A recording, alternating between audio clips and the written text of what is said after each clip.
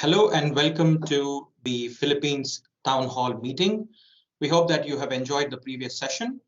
Next up, we'll be having senior educators from Philippines who will be sharing more on the evolving classroom of tomorrow's new digital pedagogies, solutions to support online learning. Resti Collado, the Innovation and Technology Support Officer, Miriam College, will be moderating this panel. If you have any questions, feel free to post your questions on the chat box. Before we begin, I wanted to let you know that we would be hosting a lucky draw at the end of the session. Please register for the lucky draw using the QR code displayed on your screen now. You can also use the link posted in the comments chat box. There will be 3 prizes up for grab, and the lucky draw will be held live at the end of the session. So stay tuned for that. Without further ado, let me pass over my time to Resti Collado. Good afternoon, everyone. Welcome to this town hall meeting on evolving classroom of tomorrow and digital pedagogies that are needed for the classroom of tomorrow. Let me introduce myself first. I am Resti. I am the Innovation and Technology Support Officer of Miriam College Henry C. Senior Innovation Center, where I mentor aspiring startup founders, especially in the field of educational technology. I am also an instructor at the College of Education, and for the longest time, I have been teaching physics since I graduated from the university, also in the same institution. Okay, so joining us in the panel, I'd like to request Francis and Raymond to introduce themselves. Please turn your camera on and microphone. So first, let's have Francis for the introductions. Hi, everyone. Good afternoon. Thank you, Aresti. I'm Jim Toscano. I'm Francis Jim Toscano. You can call me Jim. I'm the current EdTech coordinator for the grade school unit of Xavier School in San Juan. I'm also a digital learning consultant to a few schools in the Philippines and EdTech companies. And I love working with technology tools in learning, hence my presence here. Thank you. Hi, good afternoon. I am Raymond Remoquillo, but people call me Mox, so please call me Mox. I'm the country lead for enterprise and rail business from Lenovo Philippines. Unfortunately, I've been wanting to teach and become an instructor, but I never had the chance. So anyway, guys, thank you very much and welcome to the Lenovo session. Thank you, Raymond. Thank you, Francis. You know, I am happy that we are in the presence of varied perspectives here as represented by Francis and Raymond. We have someone from the academe, and we also have someone from the computing industry. You know, the unfortunate and unprecedented events brought by COVID-19 called for the synergy of these two fields. So I'd like to start the discussion, and I'd like to start the ball rolling with a question specifically for Francis. Hi, Francis. Hello. Hi. So we've been conducting online distance learning or ODL for almost a year now. So imagine how time flies so fast. Some teachers simply carry over their practices from face-to-face classes to ODL, including their definition of active engagement. What does it mean to be actively engaged, or what does it mean to engage learners, to be active learners in online learning? Yeah. First thing, yeah, it's been a year. I remember speaking to a lot of schools and even a lot of workshops at this time around a year ago. I do understand the basic. It's like a rookie mistake if you're really doing distance learning, um, replicating what you can do in the classroom because you can do it face to face with the students. I think the biggest challenge before, and I've told this even before, was that schools aim to do that. It's not that they inadvertently did that, or just came out as a challenge for them. They really wanted to do it because a lot of for a lot of factors. Because number one,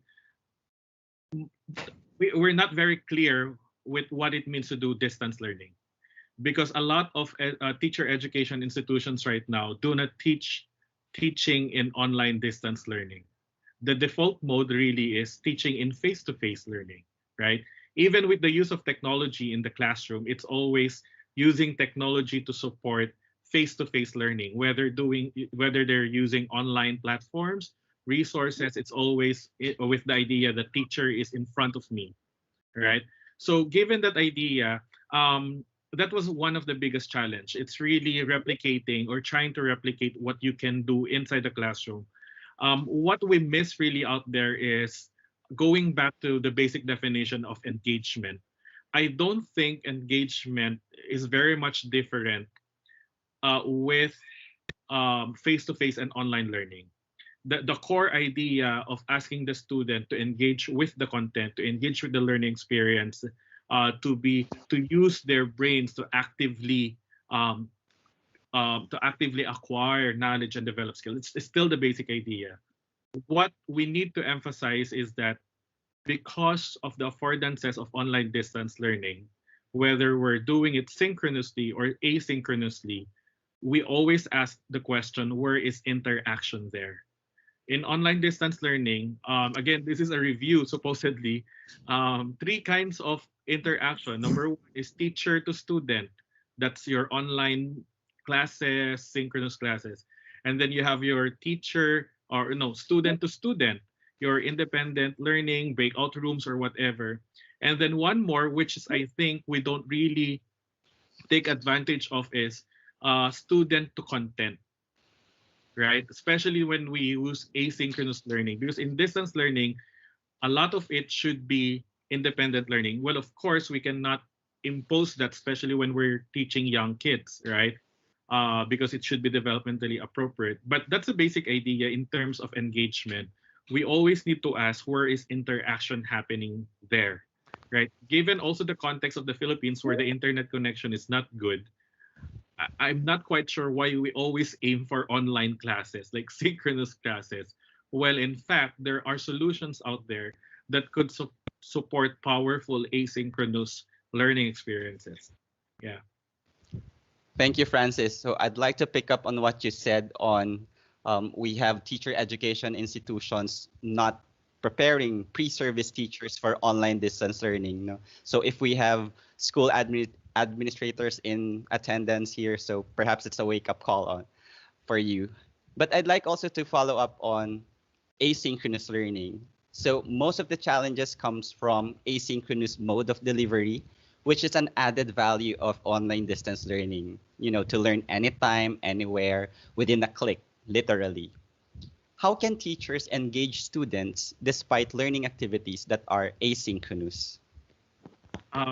Like what I've said, it really goes back to the goal of that learning experience, right?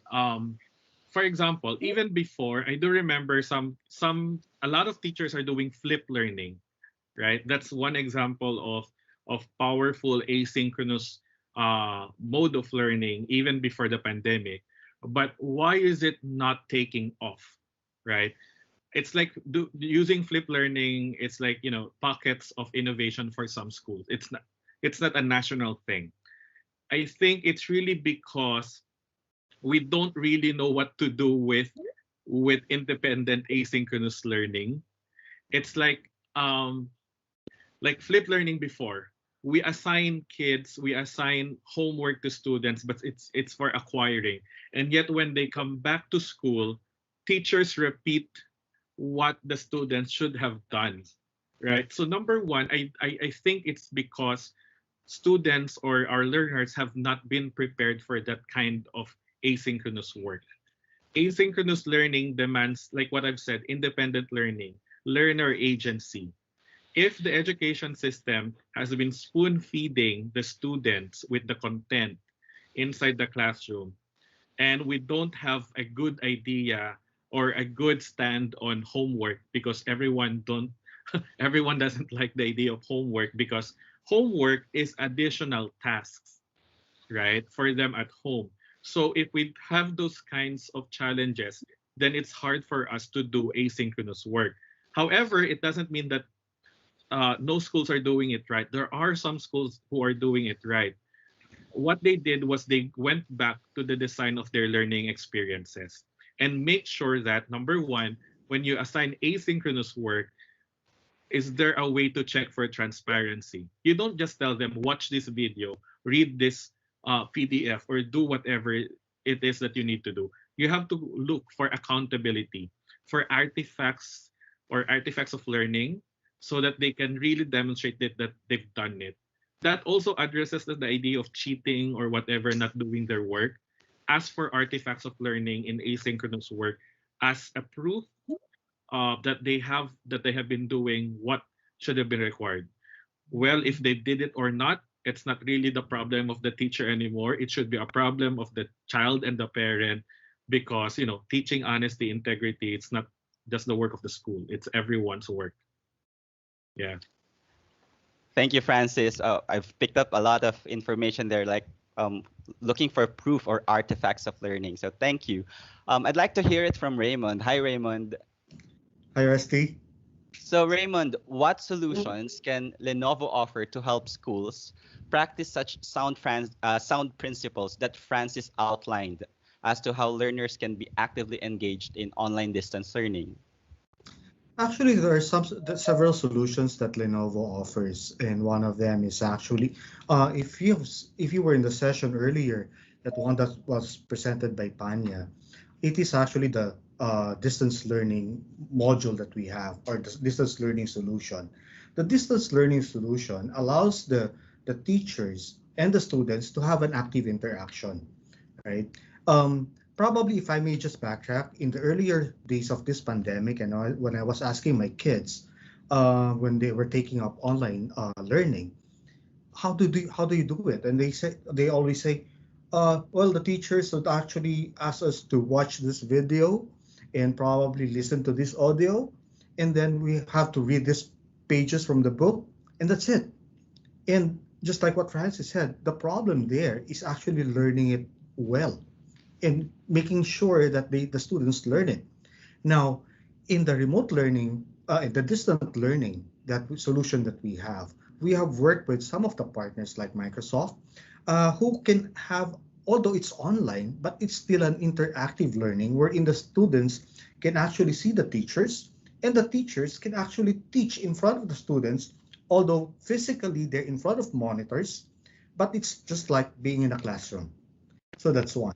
We also have partnered with some solution providers who actually would provide applications to complement the infrastructure that we offer, to make it easier for the students and the teachers to have the modules. A good example is that we were in recent discussion with a solution provider that could provide medical learning for the med school students and nurses. So it's also evolving. The applications are now evolving to cater to a specific need of the school. So these are, and the good thing about it is that as Lenovo, we just don't offer the hardware. What we look at is the solution. So let's say Jim approaches us and asks us, Mox, what can you do? All right. So instead of me saying, "Oh, Jim, I've got this hardware to propose to you," no, I'm going to engage with you. I'm going to look at your requirements. What do you currently have? What system is in place? And from there, we will complement whatever you have to make it a complete solution for you. What we're looking at is an end-to-end solution rather than just providing you with a component of that solution. Thanks, Raymond. These are wonderful pieces of technology that can support active learning in online distance learning. Does Lenovo offer other solutions that focus on human capital, like research grants, development, trainings, similar sorts?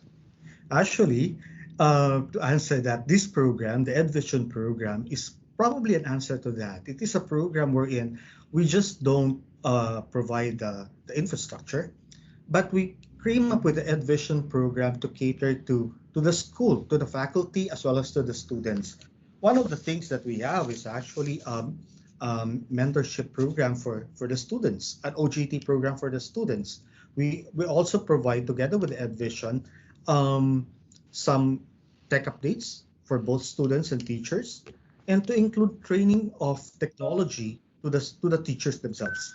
So we provide the teachers with the current technology trends, as well as, okay, what solutions do we have?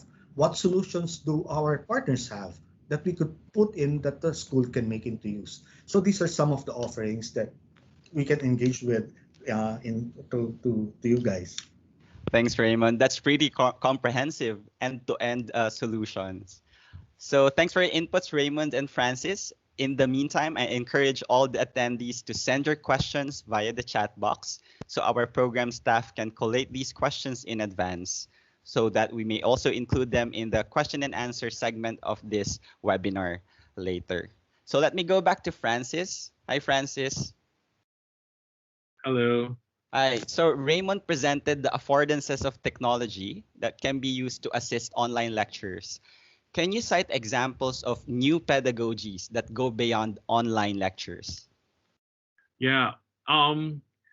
What we love to do is I'm taking inspiration from pedagogical approaches that have been used in face-to-face learning, but at the same time still working in online distance learning.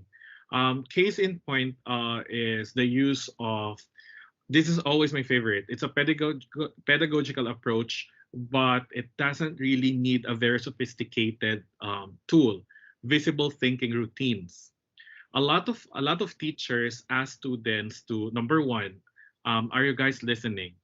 Or they throw questions and they ask, and students pretend that they're thinking, right? But they know that teacher will not call them all, so they can get away with it, right? Just need to act like as if they're thinking. Or we want students to collaboratively work together, right? So one of my favorites using visible thinking routines.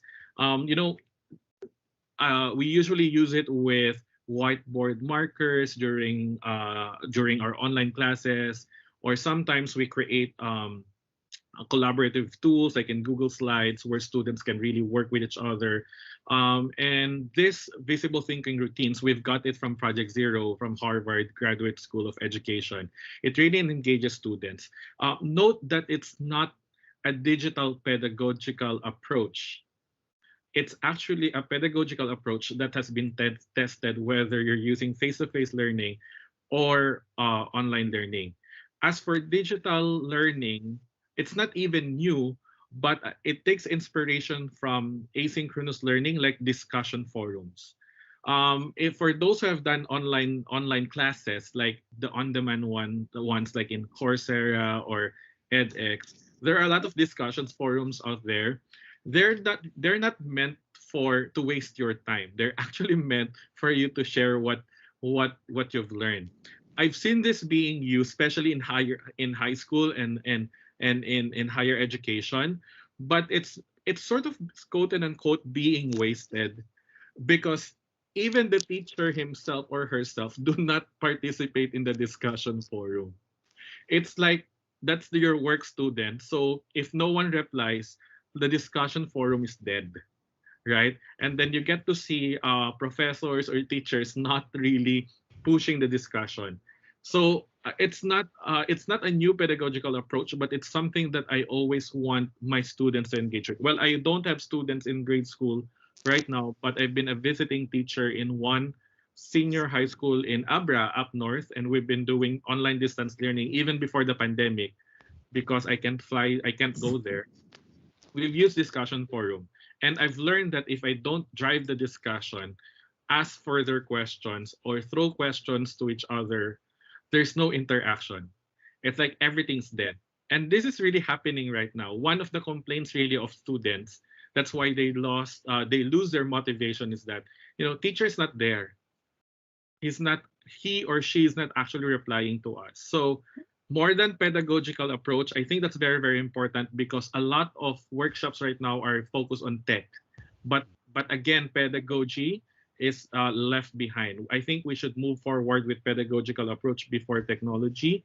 But before that, I think it's very important that teachers should know their role. Again, they're putting in what they've done in face to face. I do remember like one higher education institution during the transition last year. He loves he or she loves lecture. So what she did was to go online in Zoom, lecture for 2 hours. And I mean, like, kids can do anything because they're at their house, their own houses or bedrooms or wherever they are. And then you have this teacher complaining. It's not really the fault of the students because at that time, the job for the teacher was to engage them, right? But then, it's death by lecture. Or online lecture. Yeah. Thanks, Francis. So going back to Raymond, so let's say you're about to design a series of tech tools that will support Francis's classes.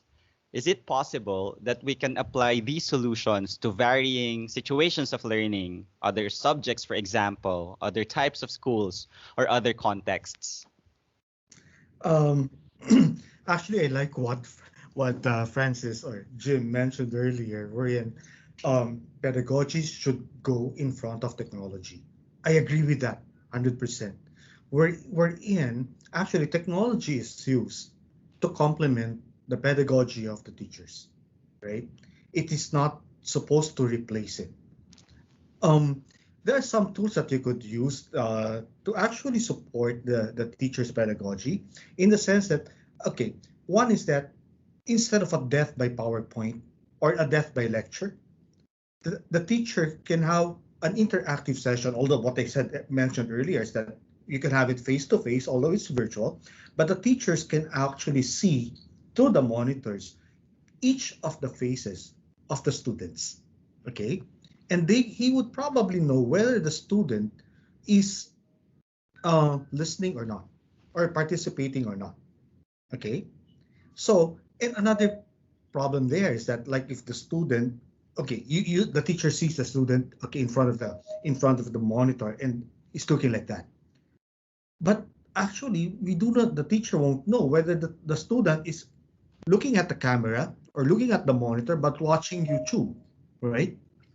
So there's a tool within the remote the distance learning solution that we have, wherein the teacher will know if the student has actually logged into another site, and the teacher could easily click that a button to stop to ban the student from looking at other sites.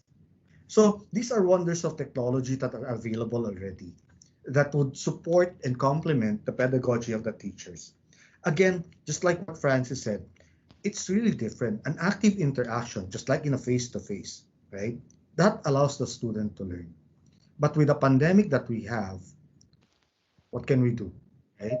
So technology is there to support that and complement the pedagogy of the teachers, and let it be that way for the meantime until we're probably in a different norm, on a new normal already. Thank you, Raymond. So to all the participants, we are nearing the end of the discussion. If you have any questions, please type your questions in the chat box so we can include the questions in the Q&A segment of this webinar. So this question is for the both of you. So imagine the year is 2026, 5 years from now, and we know that time flies so fast. So for Francis first, how do you envision schools 5 years from now? I really love this question. Like every year I got to be asked I get asked to answer this. And I don't describe myself as a very futuristic person. I like to have a vision, but not really on the futuristic side. I always anchor what I want to see the school as, with what's really happening and what I want my students to be to become of. One thing for sure, I can't see the same technology tools being used after 5 years. If you've noticed, and Raymond will I think would vouch for me this. I'm pretty sure Lenovo and other technology companies has accelerated their innovation and research and development. Like March, April, May, June, July, you could see all big tech companies announcing to everyone that there's a big update coming in. There's a big update coming in to support online distance learning. And mind you, if there was no pandemic, I don't think they would accelerate these things. And it's the same thing with school communities. If there was no pandemic, well, we still have the pandemic right now, but I'm not even thinking also the pandemic, but um, because of the pandemic, we've seen schools accelerate the way they see or the way they implement technology in their schools. However, the biggest challenge really that happened was that the transition was rapid. I'm pretty sure if Raymond would ask schools before what they want to do, I'm pretty sure Raymond would be given questions that would ideas that would only answer for the next couple of months. I'm not quite sure if there were schools who have foreseen that until this end of the year right now we are still doing remote learning. Like everyone was optimistic. I give that, and I was optimistic also, but I don't think there were schools who really saw this, right? So it's really hard for me to imagine what kind of school we have or education we have in the coming 5 years. But I would like to anchor my vision on the basic premise that because of our experience right now, the school community, school leaders, especially teachers, students, and even parents are now more comfortable in shifting from face-to-face learning, doing online distance learning, or going full blended so that there's confidence in the shift. I mean, we don't know when the next long disruption of classes would happen again. And I've said this a year ago. If there's one thing that we could pick up from the pandemic, it's really to enjoy and bring with us what we have learned through remote online distance learning and face-to-face learning. Retsy, you're working with educators. I'm not quite sure if educators would be happy if you tell them forget about what they've learned in online distance learning because yay, we're going back to face-to-face. I don't think that would be the stand of our schools right now. It's really, for me, a school that is confident, resilient, if we want to use that word, resilient and be able to confidently shift as one community, full mode online or face to face or a blend of both modes of learning. Yeah, thanks, Francis. I agree. I don't want to waste all my learnings from this year's online distance learning and just to be told, oh, we're going back to face-to-face classes. We have to be resilient and confident that we can deliver regardless of the delivery mode.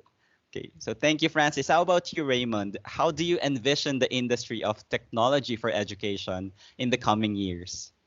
Actually, Resty, if you asked this question to me last year, all right, probably the way I would answer it is that in 2026, we will be doing online learning.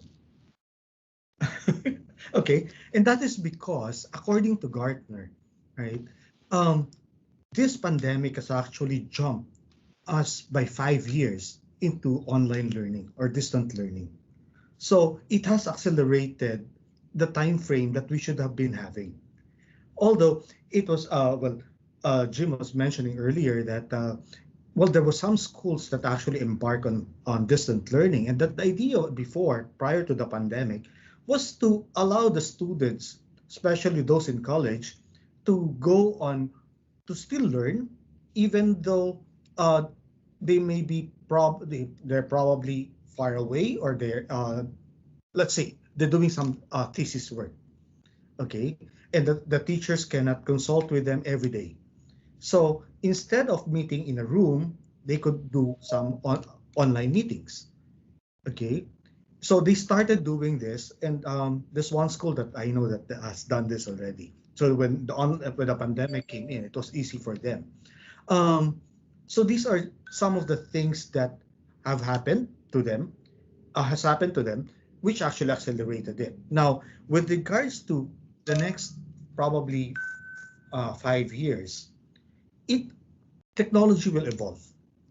And one of the things that may happen is that, just like what was mentioned earlier by IDC, one of the things that will happen is artificial intelligence. And not only artificial intelligence in the sense that you're talking about AI and data, but even AI with regards to what you see, how you feel. In probably you will see a hologram in front of you of the teacher teaching you the class. And the thing is, the hologram can actually, you could actually interact with the hologram. So, but again, it's still different when you're talking about face-to-face class or interaction with a teacher, because that actually touches the emotions of the students, and that's where the students learn. And I still believe in face-to-face learning, right? So again, 5 years from now, well, definitely the technology is gonna evolve. A lot of things will come up. Just like what Francis said, it's still gonna be different 5 years from now. Probably what we have learned now is something that will we will take as part of our learning in the next 5 years, but it will probably be different in the next 5 years in terms of technology. Thanks, Raymond. So this is my last question for the both of you. This is some sort of a message for future educators and also other digital immigrants. So for Francis, for our fellow teachers, which academic literature call digital immigrants, these new digital pedagogies and solutions to support online learning are overwhelming.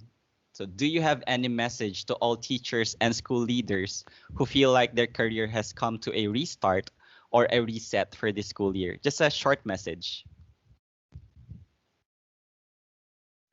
I'll probably start. Two things. Number one, um, don't be scared. I think that has been the message that we've been trying to give to every teacher and even school leaders. We didn't choose to be in this kind of situation, but we're facing a lot of challenges, and those challenges will not be answered overnight. So don't be scared, because this is the time for you to model to your students that you are indeed a model of learning, that you are a lifelong learner. I'm pretty sure the parents and the students right now, your kids in your class, are so proud of you, because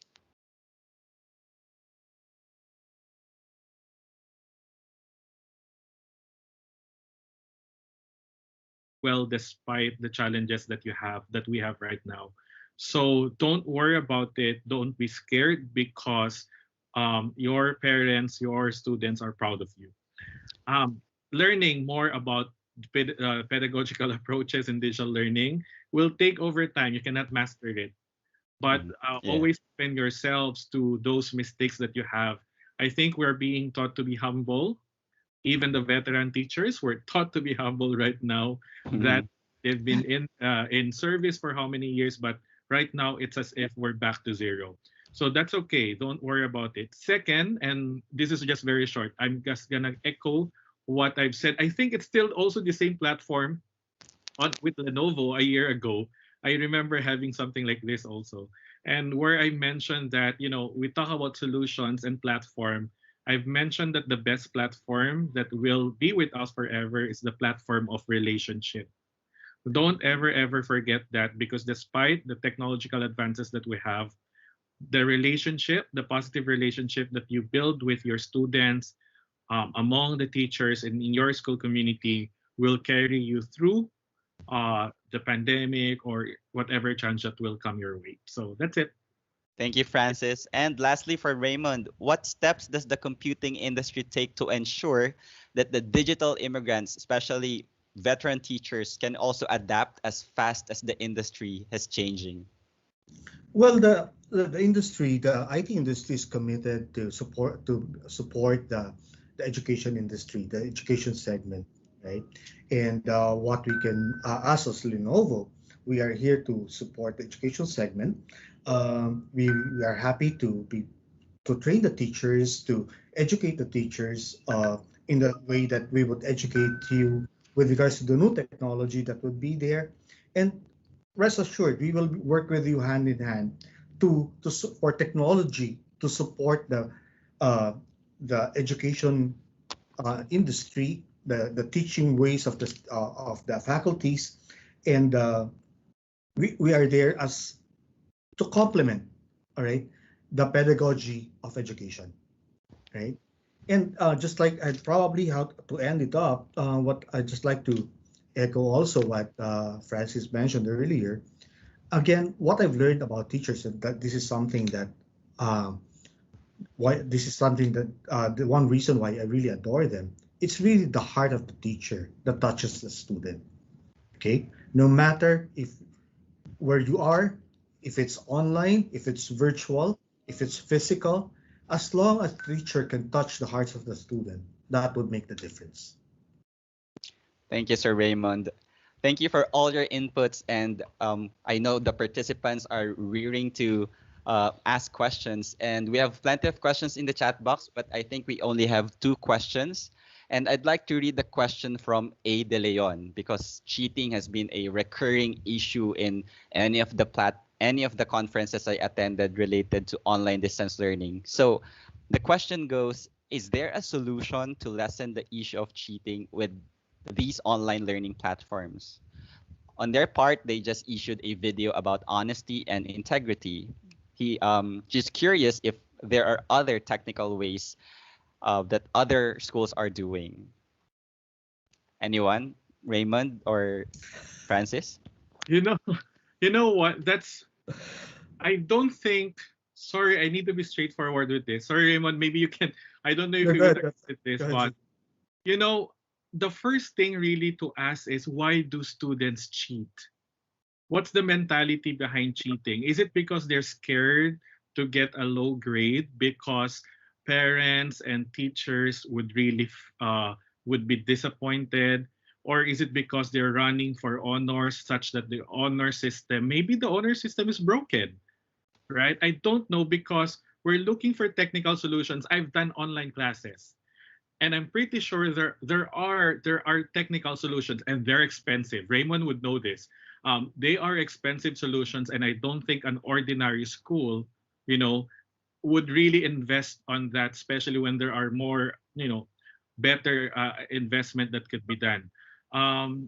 It's really more of, I think, asking ourselves. It goes back to school culture. Aresti would understand it, why it's very, very important. What's the school culture about, getting honors? It's something that we are proud of? Is it something that would push students to cheat? How do parents see it? Things like that. Or how do we see failure? Because some students are scared to get 0, they will cheat because we see them as failures. We celebrate the top students, but we don't celebrate the most improved students in our class, right? Again, school culture, it goes back to character education. Alexis mentioned this. Character education. Maybe we're not doing enough on character education. Maybe we're so much focused on academic programs that we forget that in the end, Raymond would know this. Google is just up there. I can get all information. The valedictorians in the universities and colleges, there were studies, they were not the best person when they went out of school.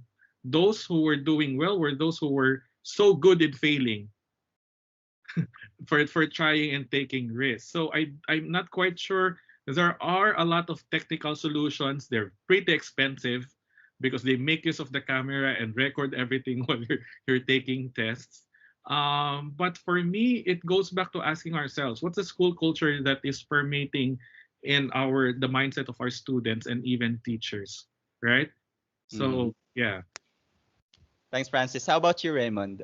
I actually agree with Francis when he said that, no matter, it's really the culture that would actually make the difference. All right.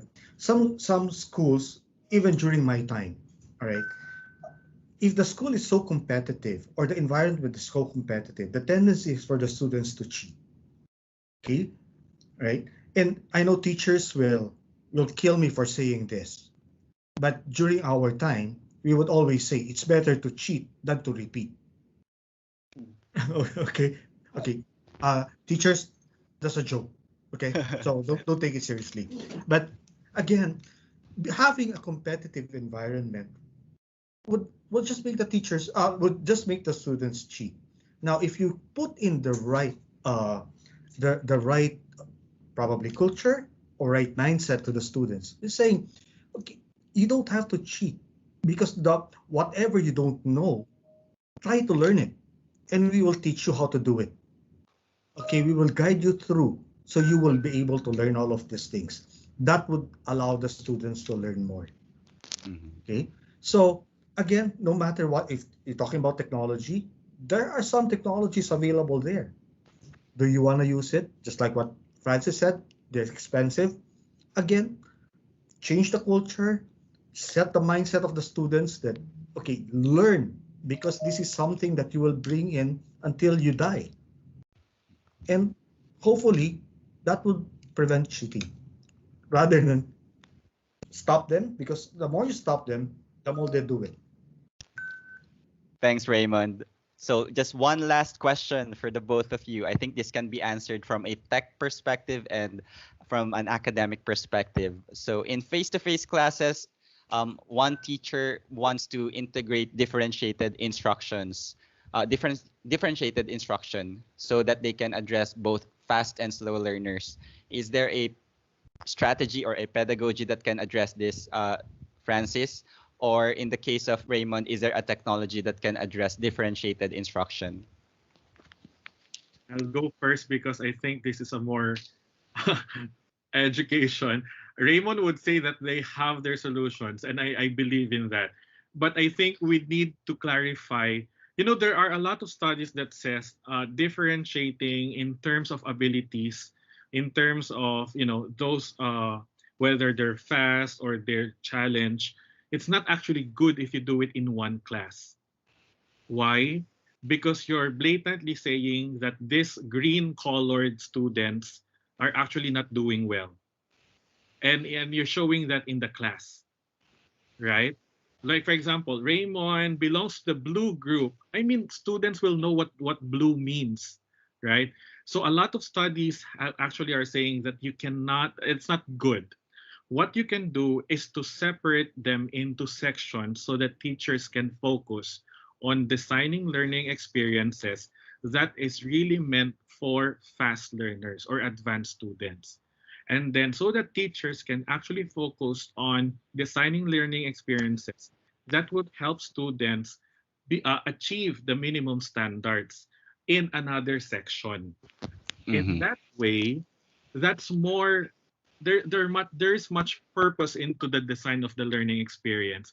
Don't do the in class. A lot of us are doing in class segregation. I'm calling it segregation right now, and we're doing color coding, whatever kind. But you know, kids ask each other, "What's your color?" And they would know. My gosh, top 10 students in one color. That gives a message. I don't think that will uplift the spirit of the students who are struggling. They will just compare themselves. So yeah, don't do that. Thank you, Francis. And some last words from Raymond. Well, agree with Francis with regards to separating the students. Okay, each one has its own learning ability. Right, some students may probably learn slower than compared to the others. Now, it's good to post competition from time to time, but competition can actually result into the likes of cheating, into the likes of less collaboration between the students, in the likes of disheartenment, even disheartenment to the students. If we actually, I mean, as teachers, I would say you, not me, I don't teach, right? So, but as teachers, if you could actually put, just like what Francis said, put them all together, group them all together, and encourage them all together at the same time to do better, then that would actually help them out. And technology, just like what I've been saying earlier, technology is just there to support the pedagogy of the teachers, the pedagogy of education, right? So again, this, if you're gonna ask me if there's technology that would support that in classifying, I'd probably say no, right? There might be an application in the future that can do that, probably, but we don't know. But it's still different. Again, I still believe in the hand-holding of the teacher. because it is the heart of the teacher that would always touch the students. Thank you, Raymond. Thank you, Francis. And on that note, we are ending this town hall meeting. This has been a fruitful discussion. Once again, this is Resty, your moderator. Thank you very much, Raymond and Francis. I now Thanks, turn over Rusty. the stage Yes, to Francis. Sunny. Thank you, Rusty, Francis, and Raymond for your time. That was really fruitful discussion, and I'm sure that our attendees have enjoyed that. Please note, for all our attendees, we will now be displaying the registration link and the QR code on the screen for you to register for the lucky draw. We will keep this for another minute for you to register now. Thank you so much for registering for the lucky draw. We have all the names in. Allow me to share the wheel of names now. There are 3 prizes for grab, 2 consolation prizes and a grand prize. Let's spin the wheel for the first consolation prize.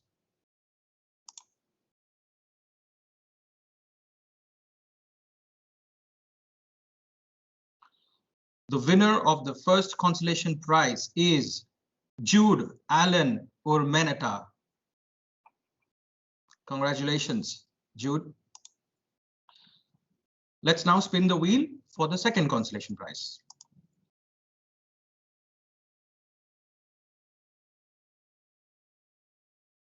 And the second consolation prize winner is Ruth Tamesis. Congratulations, Ruth. You both have won Lenovo Full HD webcam. Let's now spin the wheel for our grand prize.